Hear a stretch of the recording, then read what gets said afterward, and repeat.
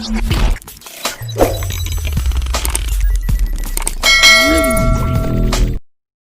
খাওয়ার জন্য সেবার জন্য ব্যস্ত হয়ে পড়ি। দেখেন প্রীতিটা কেমন। হ্যাঁ, আর শনি পুজোর উপবাসের জন্য ওই বাবা শনি ঠাকুর কি করবে, আমাকে কিছু করতে পারবে? হ্যাঁ, লঙ্কায় যখন যুদ্ধ করতে গিয়েছিলেন না, লঙ্কেশ্বর রাবণ ভক্তিরূপী সীতা দেবীকে চুরি করে নিয়ে গিয়েছিলেন। ভক্তিরূপী সীতা, এখানে তত্ত্ব এবং লীলা দুটো লুকানো আছে, তাই মহাকাব্য রামায়ণ। লীলায় চুরি করে নিয়ে গেলেন, নারী হরণ করলেন। যে মানুষ পৃথিবীতে নারী হরণ করেন, একটা নারীকে যিনি চুরি করেন, একটা নারীকে যিনি অসম্মান করেন, একটা নারীকে যিনি মর্যাদা না দিতে পারেন, তার জন্মান্তরে অপরাধ সঞ্চিত হয়। এটা হিন্দু ধর্ম স্বীকার করে, এটা হিন্দু ধর্মের একটা নৈতিকতা। নারী সম্মান, মাতৃ জাতিকে সম্মান করা হিন্দুর একটা মহাস্ত্র। তাই হিন্দু ধর্মে দেখবেন দেবতার থেকে দেবী গণ বেশি।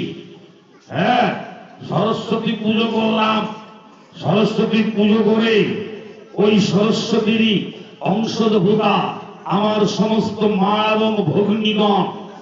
আমি অঞ্জলি প্রদান করলাম, মায়ের চরণে প্রণাম করলাম, কিন্তু কিছুক্ষণ পরেই ওই মাকেই আমি আবার অপমান করছি। হলো না তোমার সরস্বতী পুজো, হলো না তোমার ওই কালী পূজা। তাই তুমি তোমার সেই চণ্ডীর কথাই, যা দেবী সর্বভূতেষু মাতৃরূপেণ সংস্থিতা নমস্তেশ্বৈ নমস্তেশ্বৈ নমো নমঃ, হিন্দু ধর্মের মহামন্ত্র। তুমি মাতৃজাতিকে সম্মান করো, তুমি তোমার মাতৃত্ব বোধকে জাগ্রত করো, উৎকৃষ্ট করো। মাভৈ একটা মানুষের ভিতর যদি মাতৃত্ব বোধ যদি পরিস্ফুটিত হয়, ভক্তি দেবী তার কাছে সরাসরি চলে যায়। বুঝলেন তো? তুমি তোমার ভিতরে যদি মাতৃত্ব বোধ আনো, এই জগৎ সংসারে সবাইকে যদি তুমি তোমার গর্ভধারিণী মায়ের রূপে যদি প্রণাম করতে পারো, শ্রদ্ধা করতে পারো, তাহলেই তো তুমি মানুষ রূপে পৃথিবীতে প্রতিষ্ঠিত হতে পারবে। দেববিধি স্মৃতি শ্রুতি তন্ত্রেই একই কথা বলছেন। হে জীব, তুমি তোমার মাতৃত্বের প্রতি, তুমি তোমার মাতৃত্বের ভক্তিকে যদি তোমার ভিতর না আনতে পারো, ভক্তি দেবী তার কাছে কখনোই পৌঁছায় না। এটাই গৌর হরি বল। তাই সেই মাকে যদি আমি অসম্মান করি, আরেকটি কথা, আমি মা কালীর কাছে গিয়ে প্রণাম করি, দুর্গার প্রণাম করি। আমার ঘরে যে মা কালী আছে, বলে গোসাই কি বলেন, বলে ঘরে মা কালী কই? প্রত্যেকের ঘরে একজন মা কালী আছেন। হ্যাঁ, সে কে? সে হলেন আমার গর্ভধারিণী মা। বলো গর্ভধারিণী মা কি? প্রত্যেকের গর্ভধারিণী মাকে একটু পুজো করো তো, দেখবে কেমন লাগে। পুজো মানে কি? পূজা মানে বেলপাতা ভোগ দেয়া নাকি? পূজা শব্দের অর্থ শ্রদ্ধা করা। পূজা শব্দের অর্থ শ্রদ্ধা করা। কিন্তু আজকে হিন্দুরা পুজো করছে কেমন করে? এটা বলা যাবে না, নিজের কাছে প্রশ্ন করতে হবে। মন্ত্র ভুল, আচরণ ভুল, হরি বল, শ্রদ্ধাটা হবে কি করে? হবে নাকি? আর এই শ্রদ্ধা যদি ঠিক মতো না হয়, তাহলে বেলপাতা ফুল দিয়ে লাভ নেই বাবা। সজ্জন মন্ডলী, তোমার ঘরে যে মা আছে সেই তো তোমার মা কালী, সেই তোমার অন্নপূর্ণা, সেই তোমার দুর্গা দুর্গতি নাশিনী। একদিন পুজো করবেন, দেখবেন কেমন লাগে। মাকে স্নান করিয়ে সুন্দর একটা কাপড় পরিয়ে সিংহাসনে বসিয়ে ফুল দিয়ে মালা দিয়ে চন্দন দিয়ে আপনি আপনার মাকে একদিন পুজো করবেন। আলতা পরিয়ে দেবেন, সিঁদুর পরিয়ে দেবেন, সুন্দর সুগন্ধি ধূপ দীপ দীপ্ত আরতি করবেন, হৃদয় গুর হরিব করে দেখবেন। করবেন একদিন, করবেন হরিব, দেখবেন ওই যে মাটির মা কালী, ও কথা বলতে পারে না, ওই মাটির দুর্গা ও খেতে পারে না। হরিব, দুর্গা পূজার অষ্টমীর দিন আপনি আপনার মাকে পুজো করে তারপরে মন্দিরে গিয়ে অঞ্জলি দেবেন, দেখবেন আপনার হৃদয়টা প্রশস্ত হয়ে যাবে। আপনার হৃদয়টা অনাবিল সুখ শান্তি প্রবণতায় অজগতে, এই জগতে আপনি একজন ধন্যাতি ধন্য মানুষ বলে নিজেকে তৈরি করতে পারবেন।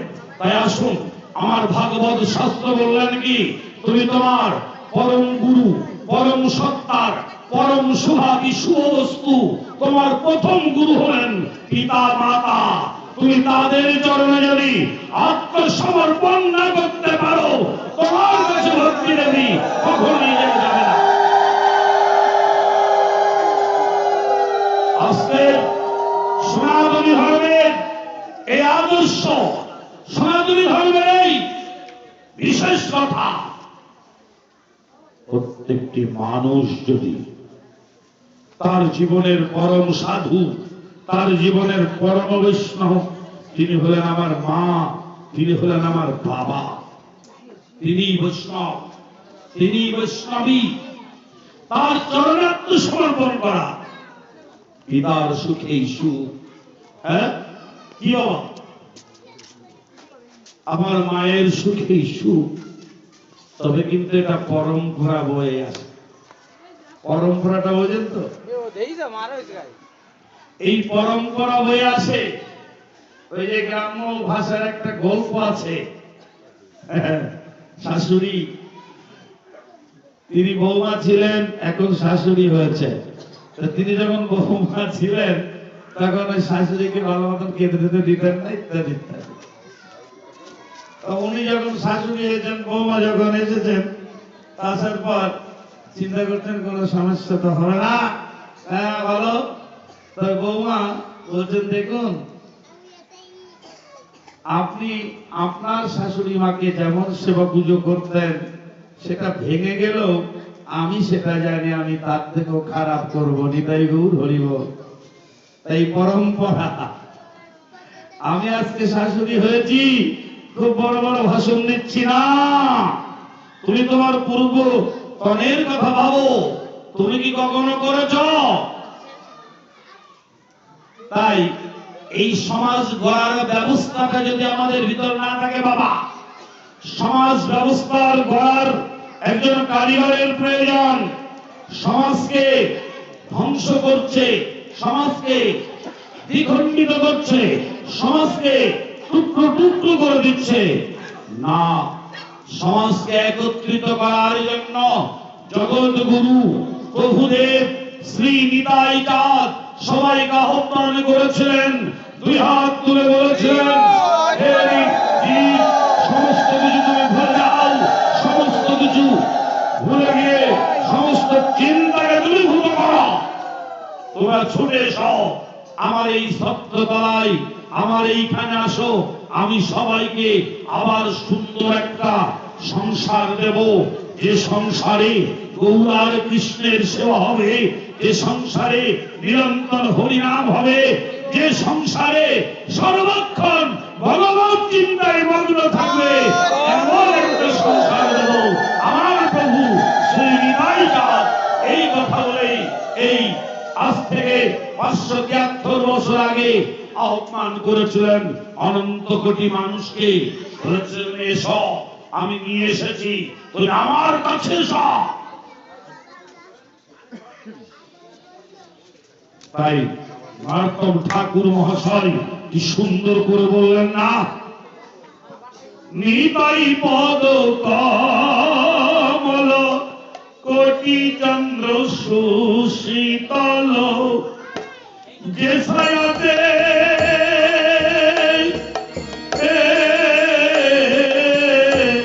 জগৎ জুড়াইরে, যে ছায়াতে জগৎ জুড়াই।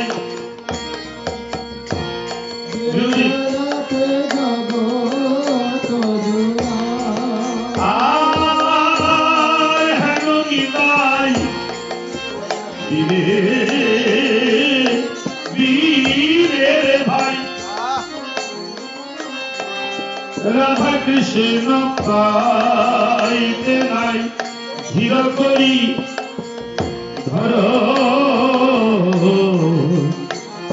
নেতারে পাই, ওই ছায়া পেলে জগৎ জুড়াই, ছায়া পেলে আমার নিতাই চলে।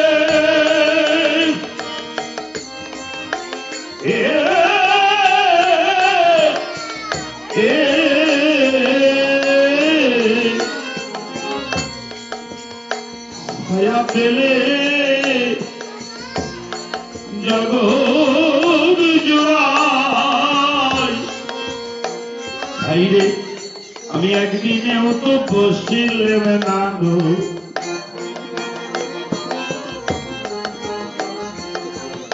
আমি একদিনেও তো কাল বসলাম না গো, আমি একদিনেও তো বসলাম না গো, আমার নিতাই কাদের চরণ ছায়াই একদিনেও তো বসিলাম না রে। চরণ ছাড়া একদিন তো ভজলাম না রে। ওই বসিলে জ্বালা জুড়াইত, জ্বালা জুড়াইত, বসিলে জ্বালা জুড়াইত, জ্বালা জুড়াইত। নিতাই কাদের চরণ ছায়া বসিলে জ্বালা জুড়াইত, নিতাই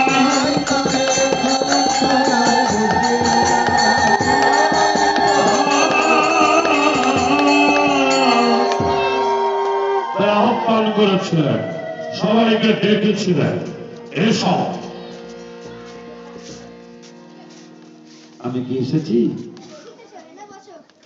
দেখেছেন? এটা আপনারা নামযজ্ঞের মাইকিং করেছেন না?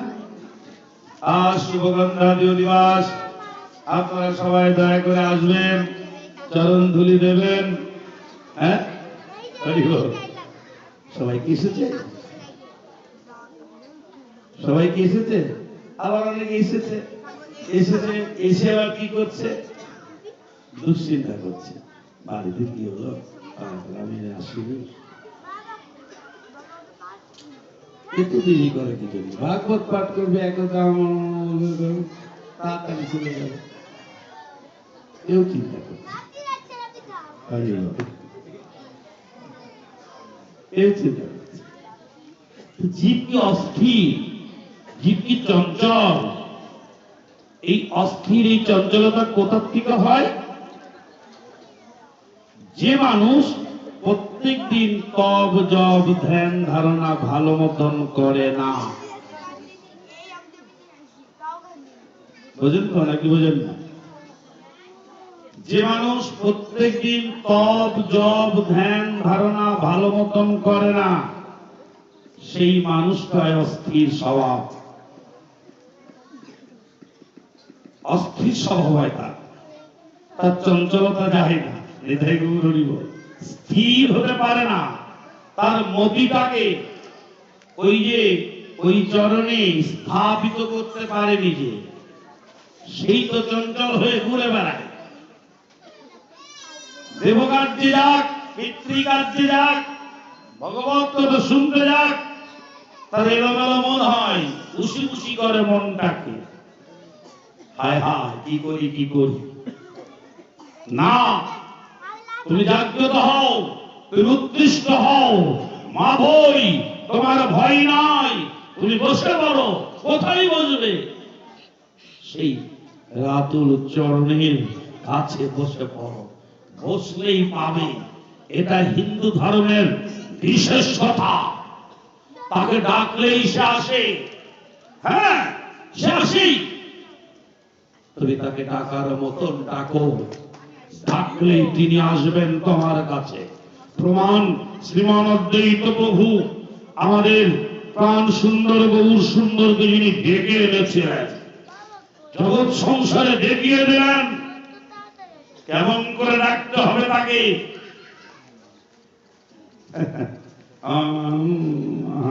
না না না না না, এই যে কীর্তনিয়ারা ভালো বোঝে, আমি তো কীর্তন জানি না, ভালো আমরা কীর্তনিয়া, আমরা ভালো বুঝবে। অদ্বৈত ঠাকুরের বর্ণনায় গান না বাবারা, অদ্বৈত হুঙ্কারে গোলক সহিতে নারে। কেমন করে হুঙ্কার দিয়েছিলেন অদ্বৈত প্রভু? হ্যাঁ, ডাকে বাহু তুলি, কাঁধে ফুলি ফুলি, দেহে বিপরীত কম্প। এখন কীর্তন যেভাবে গাই, কীর্তন আমাদের একজন দাদু ছিলেন, দাদু বলছিলেন, রে কীর্তন করলি তোর গাটা তো ঘামেনি, তো বেগুন ভাজা আর খিচুড়ি খালি কেন? আমি বললাম যে কি কীর্তন করে ওর গা ঘামায়, শীতের দিন তাহলে খিচুড়ি আর ওই বেগুন ভাজা খাবি না। নিতাই গৌর হরি বল। কথাটা তখন বুঝিনি, এখন উপলব্ধি হয়। তাই তো ডাকে বাহু তুলি, কাঁধে ফুলি ফুলি, দেহে বিপরীত কম্প। অদ্বৈত হুঙ্কারে দেখবেন নামযোগ্য হয়, মায়েরা উলু দিয়ে দিয়ে গলা বসে যায়। কি মায়েরা, তোমাদের পক্ষে বলছি কিন্তু, হরি বল। লাল চাটা খেয়ে নিও, সমস্যা নেই। 3 দিন উলু দেবে তো? উলু নাকি জোপার দাও? এখনকার অনেক মায়েরা দিতে পারে না, অনেক মায়েরা দেয়, কিন্তু ওই যে কি যেন দেয় বলবো না, বললে পরে আর আসবো না, আসতে দেবে না। আমি তো কত বয়স হয়ে গেছে, আমি এখন দিই, এখন কি লাভ? দিও না। আবার যদি কারো কসমেটিকের দোকান থাকে, সে বলবে গোসাই এসব কথা বলে দেখতে হবে না। যত পারো তার থেকে দূরে থাকো। এখন এক মা উলু দিচ্ছে, কি রে ভালো রে, তা মায়েরা উলু দেবে 3 দিন, বুঝছেন? গলা বসে যাবে। আমাদের বাবা আছে, যাক বাচ্চা গেল, ওদের পর দিয়ে চলে যাক, আমাদের আর কিছু বলবে না। মায়েরা উলু দেবে, আর বাবারা কি করবে? কি করবে বাবারা? কি করবে? কেমন করে বলবে?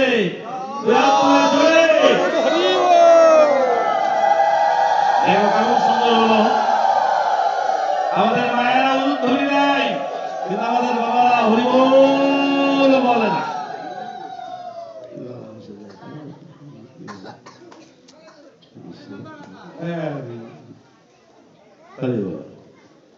দয়া করে নাম যখন শুনতে এসে কেউ বাদাম খাবেন না, আমি এটা নিষেধ করে দিলাম আপনাদের। আমি যাচ্ছি সেখানে।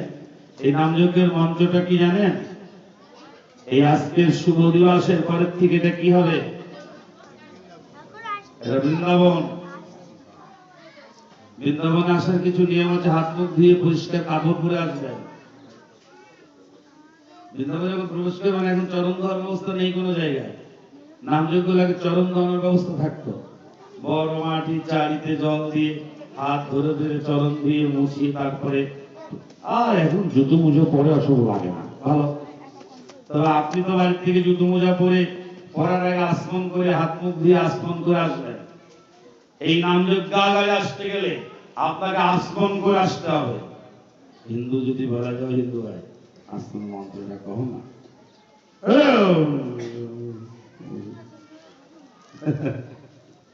হিন্দু মানুষ আসমন মন্ত্র জানে না। হরি বল। ওম বিষ্ণু ওম বিষ্ণু বিষ্ণু তদ বিষ্ণু পরম পদং সদা পশ্যন্তি সুরয়া দিধিব চক্ষুরা তদং। সবাই লেখাপড়া জানে, এখন আগেকার মতন মূর্খ নেই, কয়েকবার উচ্চারণ করলেই হয়, মুখস্থ হয়ে যায়। অপবিত্র পবিত্র বা সর্বাবস্থান তত অপিবা যশ্বরিত পুণ্ডরীকাক্ষং স বাহ্য অভ্যন্তরে শুচি। আপনি যদি এই মন্ত্রটা উচ্চারণ করেন, আপনার গঙ্গা স্নানের ফল হবে। আপনার মনটা খারাপ হয়ে আছে, হ্যাঁ, আপনার নিজেকে অপবিত্র মনে হচ্ছে, আপনি মন্ত্রটা উচ্চারণ করুন, দেখবেন আপনি পবিত্র হয়ে যাবেন। তাই নামযজ্ঞের মঞ্চে কেউ অপবিত্র অবস্থায় আসবেন না। নামযজ্ঞে প্রবেশ করার সময় পাটা ধুয়ে নেবেন। নিতাই গৌর হরি বল। বাবারা পুত পবিত্র অবস্থায় নামযজ্ঞে আসবেন। মায়েরা বাদাম খাবেন না, বাজে গল্প করবেন না। যতক্ষণ নাম শুনবেন, নিতাই গৌর হরি বল, নাম শুনবেন মানে শ্রবণ করবেন, ততক্ষণ কিভাবে করবেন? দাদারা কীর্তন করছে তাই না? এখানে কীর্তন করবেন কে?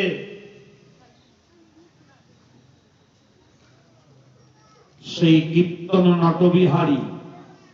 এবার কলিযুগের যিনি আচার্য নয়, কলিযুগের একমাত্র উপাস্য তত্ত্ব, কলিযুগের একমাত্র ঈশ্বর, রাধা গোবিন্দ মিলিত তনু, সেই বেদ বিধি স্মৃতি শ্রুতি তন্ত্র যাকে বন্ধনা করে, তার চরণ পাওয়ার জন্য ধ্যানে তদ্গত হয়ে বসে আছেন সেই পরম প্রেমময় অনাদিরাদি গোবিন্দ যিনি, তিনি এবার গৌর হয়ে এই নাম যজ্ঞের ভিতর নিজের নাম তিনি এবার নিজে করবেন। কখনো দল না, রেখারানি সম্প্রদায় না, কীর্তন করবেন যজ্ঞেশ্বর শ্রী গৌর হরি। আমি যখন কীর্তনে বসবো, এই যজ্ঞাগারে যখন বলবো, আসমনটা করে নিয়ে কায়মন বাক্যে সুন্দরভাবে আসন করে নিয়ে নয়ন মুদে দ্বিদল পদ্মে, ভালো করে দেখে নাও, গুরু গোবিন্দকে স্মরণ করব। আর দেখব কি, এই যজ্ঞাগারে আমার গৌর নৃত্য করছে, আমার নিদাই নৃত্য করছে। সেই স্ফুরণ যদি তোমার ভিতর আসে, বিরহটা যখন আমার কাছে আসছে না। অনেকে প্রশ্ন করে, গোসাই নাম তোকে কান্দে কেন? প্রশ্ন করে, অনেকে প্রশ্ন করে, গোসাই নাম তোকে কান্দে কেন, মরে কেন? আমি আর বলি, আচ্ছা আপনার কি ছেলেগুলো মরেছে কোনদিন? কি বলেন গোসাই? মা বাবা মরেছে? বলে মরেছে। তা আপনাকে তখন বলে দেওয়া হয়েছিল, এই তোর বাবা মরে গিয়েছে, তুই কান, বলা হয়েছিল? তখন কেঁদেছিলেন কেন? বাবা মরে গেছে, দুঃখ, বাবা চলে যাচ্ছে, দুঃখেতে কেঁদেছেন। তা আপনার যদি দুঃখটা অনুভূতি হয়েছে তাই কেঁদেছেন নাকি? কি বাবা মায়েরা, ঠিক তো? হিন্দুদের কাছে অনেকে প্রশ্ন করে, তোরা নাম কাঁদিস কেন? হরি বল। অবশ্য কাঁদে না, আর যে নামযজ্ঞে চোখের জল পড়ে না, সে নামযজ্ঞ না। যে নাম যজ্ঞে ভক্তদের চোখের জল যখন যত এইখানে পড়বে, এই ভূমি কি হবে পুত পবিত্র হয়ে এই ভূমি নব নব বৃন্দাবন হবে।